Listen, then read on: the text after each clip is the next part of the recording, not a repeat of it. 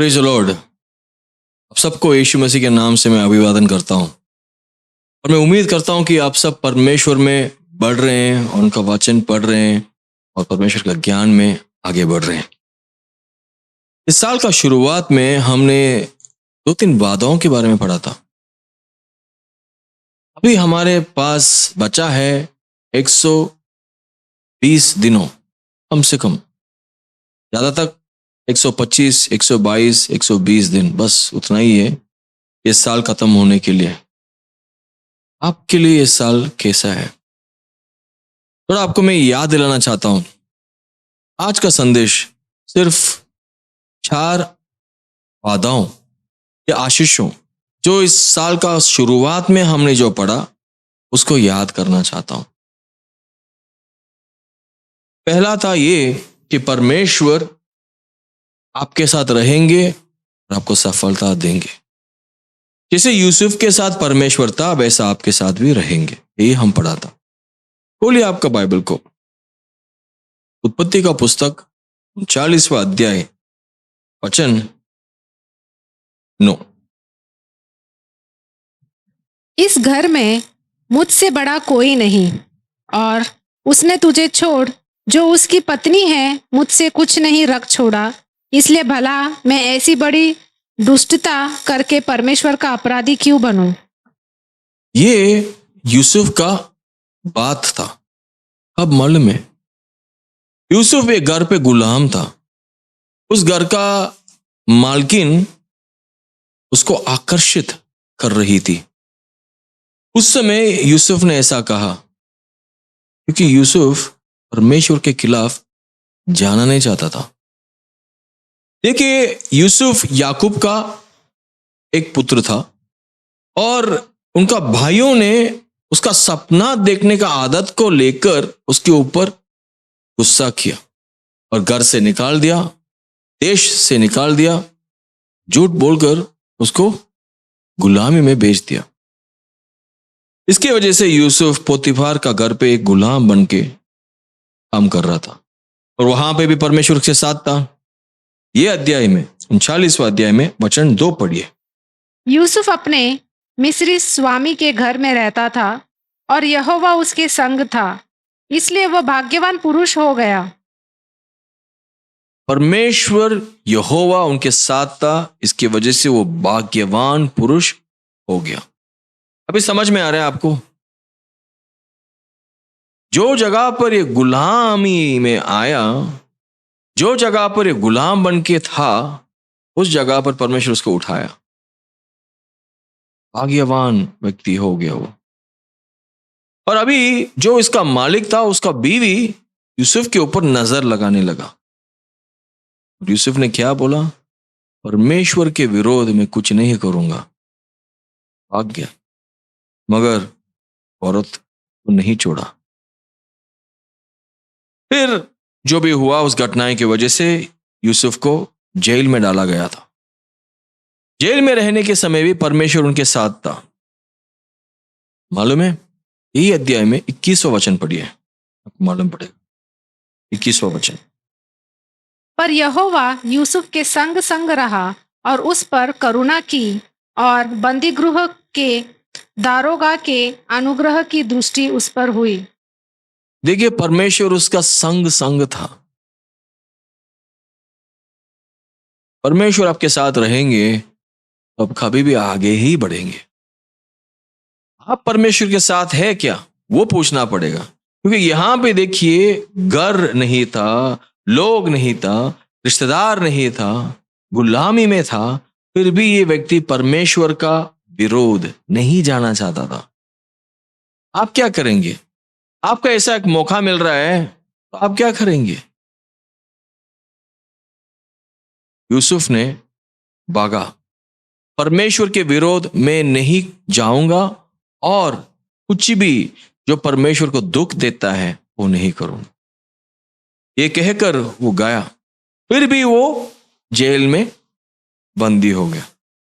वहां पे भी परमेश्वर उसका साथ दिया, उसका संग था, उसकी वजह से उसको उठाया। यही मैं बोलना चाहता हूं। पहला वादा और आशीष इसके बारे में था। परमेश्वर के वचन में आप बढ़ना चाहते हैं, उसमें आप प्रसन्न होंगे, तो आप जरूर सफल पाएंगे। जब यूसुफ को बंदी करके जेल में डाला, जब यूसुफ ने छोटी उम्र में एक गुलाम बना, उसको सिखाने वाला कोई नहीं था आस पास में। वो जो भी सीखा उसको ही पढ़कर, उसको ही याद कर कर उसमें वफादार रहा। परमेश्वर को इनकार नहीं किया, परमेश्वर का साथ दिया, परमेश्वर के विरोध नहीं किया। ऐसा नहीं कहा मेरे लिए क्यों ऐसा होता है, सिर्फ मेरे वजह से, सिर्फ मेरे जीवन में ऐसा क्यों होता है, क्यों, ऐसा नहीं पूछा। जब भी आकर्षित आया, जब भी उसके खिलाफ कुछ हुआ, वो परमेश्वर के विरोध नहीं कहा। इसकी वजह से वो सफल पाया, परमेश्वर उसके साथ दिया। आपको भी सफल पाना है तो परमेश्वर के साथ रहिए, यहां वहां भटकना नहीं, सिर्फ परमेश्वर की ओर बढ़िए, उनके वचन में ध्यान दीजिए। इसके बाद दूसरा बात यह है कि एक बार दाऊद है ना, उसको भी एक तकलीफ हुआ। पहला सामुएल अध्याय 30 वचन 6। पहला सामुएल अध्याय 30 वचन 6। एक बहुत बड़ा घटना है। मालूम है, दाऊद और उनका बंदे ने बाहर जाके आ रहे थे, उस समय जिगलाग पे था। और जब ये लोग बाहर गया, अमलेकी लोग वहां पे आकर वहां पे रहने वाली स्त्रियों को, बच्चों को, भेड़ बकरी को लेके गया। ये बात क्या हुआ, देखिए वचन 6। और दाऊद बड़े संकट में पड़ा, क्योंकि लोग अपने बेटे बेटियों के कारण बहुत शोकित होकर उस पर पथराव करने की चर्चा कर रहे थे। परंतु दाऊद ने अपने परमेश्वर यहोवा को स्मरण करके हियाव बांधा। देखिए, उनका ही बंदे ने उनके ऊपर हमला करने के लिए सोच लिया। पत्थर से उसको मारने के लिए ये लोग सोच लिया। कैसे लगेगा दाऊद को? दुख लगेगा ना, निराश हो गया था। उसका भी परिवार का लोगों को हमले क्यों नहीं लेके गया, उनका बीवी बच्चों सब उनके हाथ में नहीं था। आप उस जगह पर रहेंगे तो क्या करेंगे? कोई भी आपके साथ नहीं है, हो सकता है अभी उस स्थिति में आप बैठे हैं। आपको सलाह मैं यही दूंगा, जो भी दाऊद ने किया वही आपको भी करना चाहिए। परमेश्वर को स्मरण कीजिए, परमेश्वर का ताकत को आप स्मरण कीजिए, उनका वचन को आप स्मरण कीजिए, वो आपके लिए ताकत बनेगा। निराशा से आशा होकर दाऊद ने लड़ाई, युद्ध किया और जीत हासिल किया। ये बात में मुझे एक वचन याद आता है, वो है याकूब का, नया नियम में याकूब का पुस्तक अध्याय 4 वचन 10। जब हमारे साथ अन्याय हो रहा है, जब लोग हमारे खिलाफ आते हैं, जब सब लोग हमको इनकार करते हैं और हमको मारने के लिए भी कोशिश करते हैं या हमको दबाने के लिए, निकालने के लिए सोच लिया, तब हमको क्या करना है? देखिए याकूब का पुस्तक अध्याय 4 वचन 10। प्रभु के सामने दीन बनो तो वह तुम्हें शिरोमणि बनाएगा। आमीन। प्रभु के सामने दीन बनो और वो आपको शिरोमणि बनाएगा। आपको लाइफ में आगे बढ़ना है, उठना है, ऊंचे स्थान में बैठना है, तो पहले परमेश्वर के सामने सर झुककर, नम्र होकर, दीन होकर बैठना शुरू करना चाहिए।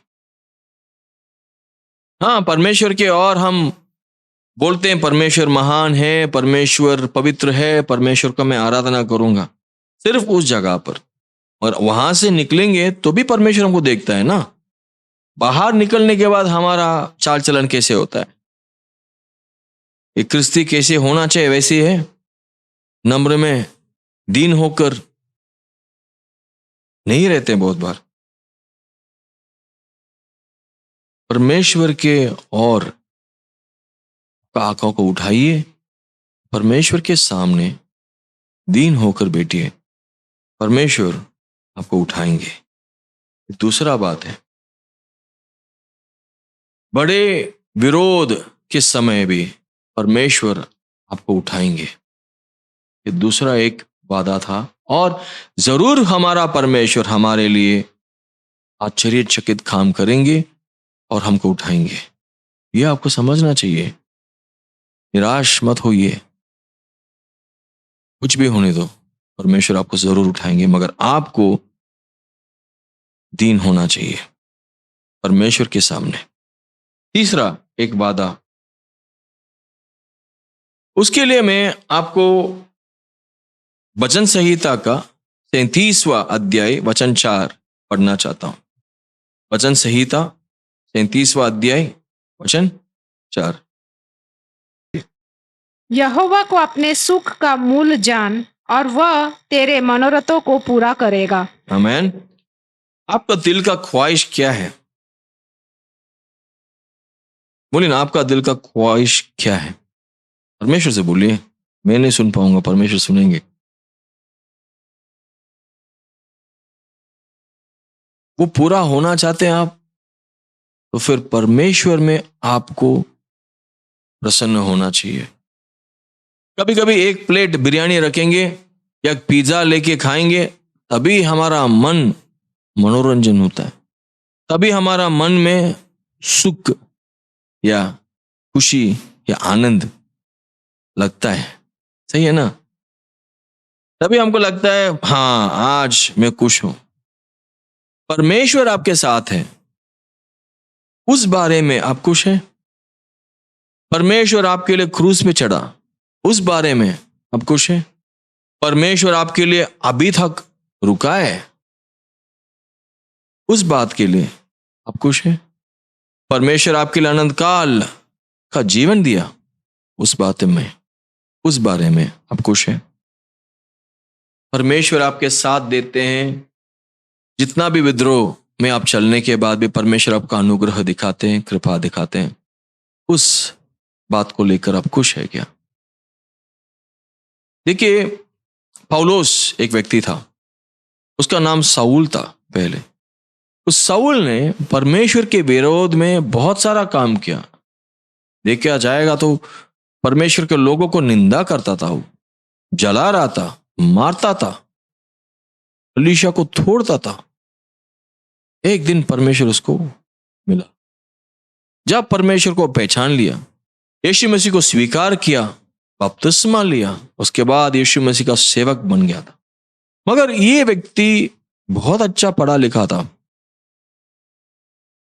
एक शास्त्री बन सकता था, वो एक फरीसी था वो। और ये व्यक्ति इतना पढ़ा लिखा था, यहूदियों को नियम को लेकर वो यहूदियों के पास जाकर यीशु मसीह को प्रचार करने में वही सबसे लाभ होगा उसके लिए और परमेश्वर के राज्य के लिए। और उस व्यक्ति ने उस काम को लेकर परमेश्वर से प्रार्थना करने के समय परमेश्वर ने कहा, यहूदियों के पास नहीं, अन्य जातियों के पास जाओ। अच्छा पढ़ा लिखा व्यक्ति, परमेश्वर उसको लेकर अन्य जातियों के पास भेजा। इसका दिल था यहूदियों के लिए, पर परमेश्वर उसको भेजा अन्य जातियों के पास। उसको कैसे लगेगा? अच्छा लगेगा? सच में वो व्यक्ति ने उसको दिल को बदल दिया। उसका दिल का इच्छा ये था कि परमेश्वर को मैं प्रसन्न करूं। हाँ, मेरा 2-3 इच्छाओं है, मगर उससे भी ज्यादा परमेश्वर को मैं प्रसन्न करूंगा, वही मेरा इच्छा है। उसका इच्छा परमेश्वर को प्रसन्न करना है। तो इसकी वजह से उसके दिल को बदल दिया और बोला, हर एक व्यक्ति जो परमेश्वर, हर एक व्यक्ति इस दुनिया में है जो अन्य जाति हो, कोई भी हो, वो परमेश्वर को जानना चाहिए और ये स्वतंत्रता वो भी पाना चाहिए पाप से। एक बार ऐसा हो गया, अग्रिप्पा राजा के सामने वो खड़ा था, उसको कैद करके लोग खड़ा किया। तब इसका वाद या बात सुनकर अग्रिप्पा ने कहा, खोलिए आपका बाइबल को, प्रेरितों का कार्य 26वां अध्याय 29वां वचन। प्रेरितों का कार्य 26वां अध्याय 29वां वचन। पौलुस ने कहा, परमेश्वर से मेरी प्रार्थना है कि क्या थोड़े में क्या बहुत में केवल तू ही नहीं परंतु जितने लोग आज मेरी सुनते हैं इन बंधनों को छोड़ वे मेरे समान हो जाए। आमीन। 28वां वचन भी सुनिए। तब अग्रिप्पा ने पौलुस से कहा, तू थोड़े ही समझाने से मुझे मसीहा बनाना चाहता है? देखिए, कोई भी व्यक्ति पौलुस को मिलता था, उस व्यक्ति को मसीहा बनाने का कोशिश में पौलुस निकलता था। अभी पौलुस बंदी होकर एक राजा के सामने खड़ा होकर भी मसीहा को ही प्रचार कर रहा है। उसका दिल का इच्छा यह था कि सब लोग मेरे जैसा यीशु मसीह को जाने और रिश्ता उनका भी मेरे जैसा हो, क्योंकि मैं जो आशीष पाया हूं, मैं जो मुक्ति पाया हूं, मैं जो प्राप्त किया हूं, वो आपको भी मिले। यही चाहता था वो। यह है उसका दिल। पर इसका दिल का ख्वाहिश यह था कि यहूदी लोग परमेश्वर को जाने या यीशु मसीह को पहचाने। पर यीशु मसीह ने क्या कहा? अन्य जातियों के पास जाओ। तब उसने उसका दिल को बदला, इच्छाओं को बदला, क्योंकि वो परमेश्वर में ही प्रसन्न होना चाहता था, परमेश्वर में ही प्रसन्न हो रहा था। इसकी वजह से यहां जाओ या वहां जाओ, इसके पास जाओ या उसके पास जाओ, यहां पे सेवा करो या वहां पे सेवा करो, मेरे को बस इतना ही करना है कि परमेश्वर को प्रसन्न करना है। बस यही उसका मकसद था। मैं ही बोलना चाहता हूं कि आप परमेश्वर के साथ रहेंगे और परमेश्वर का इच्छा को आपका इच्छा बनाएंगे, आपका जीवन बहुत उपलब्ध होगा परमेश्वर के लिए, परमेश्वर के राज्य के लिए, और परमेश्वर आपको सहायता करेंगे। ये तीसरा वादा है। और एक मैं बोल के आज खत्म करना चाहता हूं, वो ये है कि जब परमेश्वर ने इजरायली लोगों को 40 साल अगवा किया, तब वो लोग जंगल में थे, उनके पास खाना नहीं था, उनके पास रहने का जगह नहीं था। एक तंबू लगाकर यहां रहते थे, थोड़ा दिन के बाद वहां रहते थे, उसके बाद वहां रहते थे। ऐसा यहां वहां वो लोग भागते थे। उनके पास कुछ भी नहीं था, ना कोई देश, ना कोई देश का प्रजा, गुलाम नहीं थे। मगर स्वतंत्रता से ये भी नहीं कह सकते थे मेरा देश का नाम ये। देखिए, परमेश्वर उनके साथ था और उनका अगुवाई किया। परमेश्वर ने उनको छोड़ा नहीं, ना उनको हारने के लिए परमेश्वर ने छोड़ दिया।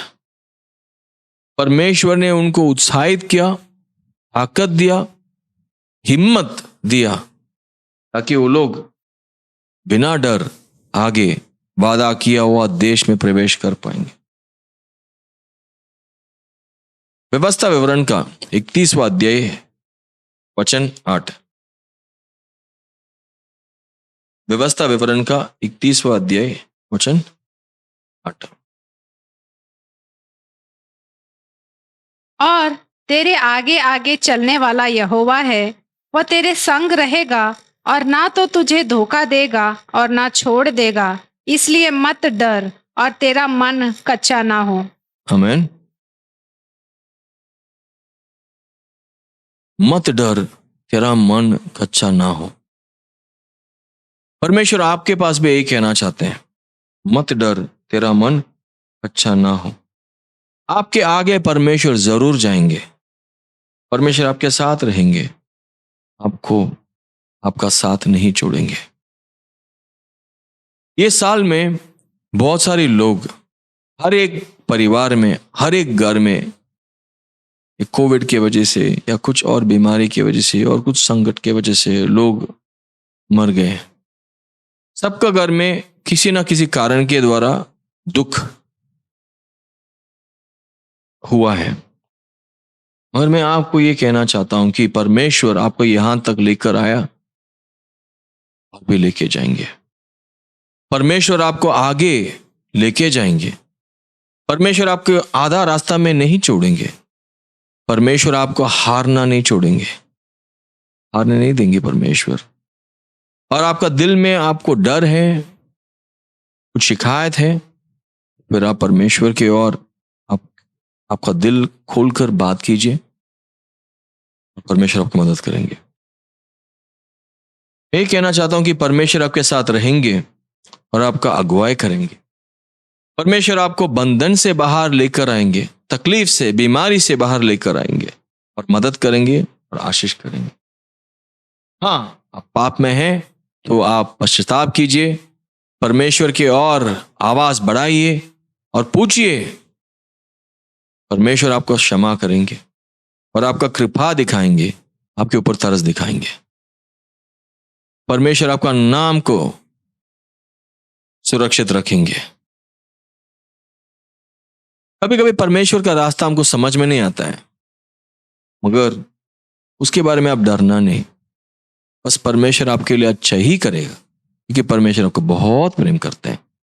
आपको समझ में भी नहीं आएगा, चलेगा। परमेश्वर जो बोलते हैं वो आप कीजिए, उसके हिसाब से चलिए। पर परमेश्वर उनके वचन के बाहर कुछ भी नहीं कहेंगे। आपको बस विश्वास करना है और परमेश्वर आपको आशीष वाला जिंदगी जरूर देंगे। और बाकी जो भी समय है इस साल में, आप सुख समाचार बांटिए, परमेश्वर के वचन में बढ़िए और वादाओं में आप घोषणा कीजिए, वादाओं को लेकर, और परमेश्वर के नाम को लेकर स्तुति गाकर आप आगे बढ़िए। परमेश्वर आपको आशीष देंगे। यीशु मसीह के नाम से मैं आपको आशीष देना चाहता हूं। प्रार्थना करें। पिता परमेश्वर, हम चाहते हैं आज का इस समय लोगों के लिए एक आशीष का समय हो जाए। बहुत सारे लोग दुख में, अकेलेपन में बैठे हैं। उन सब से आप बात कीजिए। विश्वास करता हूं कि ये जो वादा है आपसे आए हैं और आपका वचन के द्वारा, आपका चरित्र के द्वारा मुझे जो मालूम है वो मैं लोगों के पास पहुंचाया। परमेश्वर, मैं चाहता हूं कि मेरे बात जो भी है वो हट जाए, सिर्फ और सिर्फ आपके बातें पूरा हो जाए। सिर्फ जो भी हो रहा है, जो अच्छे के लिए हो रहा है, सिर्फ उसके सब महिमा आपके लिए में, सिर्फ और सिर्फ आपके ही हो। यीशु मसीह के नाम से मैं प्रार्थना करता हूँ, आमीन। परमेश्वर आपको आशीष दे। धन्यवाद। Thank you for joining us. God bless you. Praise the Lord. I just want to greet you in the name of Jesus. Oftentimes, we have complexes inside us. Most of the times, it's the inferiority complex. We have these feelings that we don't look good, we're not good enough. My nose is not good, my eyes are not good, my skin tone is not fair enough, and things like that. When I grew up, I had these problems where I thought I'm not doing well in life. I don't do well because I'm not looking good. I'm poor. I'm not rich. A lot of fears and doubts that bring me to a place of questioning myself. And I make an answer for myself and say, I'm not good enough. But do you know what God's word says? Turn with me to Psalm 139, verse 14. If you can read this whole psalm, it'll be a blessing for you, because this proves that God created us and God knows every bit of us. Even before our mother touched us, God has touched us. All right, here you see, I will praise you, for I am fearfully and wonderfully made. Marvelous are your works, and that my soul knows very well. Every time you see the mirror, say this to yourself, I'm fearfully and wonderfully made. Can God make a mistake? Can God make something ugly? No, you're beautiful in the eyes of God. God planned to put that nose, the eyes, the skin tone on you. God loves you the way you are. No matter who cares or who thinks or loves the way you look, it doesn't matter. God does love you, and He thinks you're beautiful because He has created you. All right? Believe this. God bless you. Praise the Lord. मैं उम्मीद करती हूँ कि आप सब अच्छे हैं और आपको हमारा मैसेज पसंद आया है। जैसे कि आप सब जानते हैं, जो कोविड की स्थिति पूरी दुनिया भर में चल रही है, जिस कारण हम कलेशिया नहीं जा पा रहे हैं। अगर आप ऐसे व्यक्ति हैं जो कलेशिया नहीं जा पा रहे हैं और आप किसी ऑनलाइन सर्विस के खोज में हैं, तो मैं आपको बताना चाहती हूँ कि हम हर रविवार को 11:30 बजे सिंपली बाइबल यूट्यूब चैनल में मिलते हैं। अगर आप यूट्यूब चैनल में जाएंगे और वहाँ पे सिंपली बाइबल करके सर्च करेंगे तो आपको हमारा सारा वीडियोस मिल जाएगा और जो रविवार को 11:30 बजे जो लाइव सर्विस होता है वो भी आप देख पाएंगे। तो आप लाइक करें, सब्सक्राइब करें। अगर आपको मैसेज पसंद आता है तो आप शेयर करें और वहाँ पे यूट्यूब चैनल पे अगर आपको कोई प्रेयर रिक्वेस्ट है तो वहाँ पे आप कमेंट कर सकते हैं। हम आपके कमेंट को देखकर आपके लिए ज़रूर प्रार्थना करेंगे और मैं यही कहूँगी कि आप अपने आप का ख्याल रखें इस कोविड की स्थिति में। धन्यवाद। परमेश्वर आपको आशीष दे।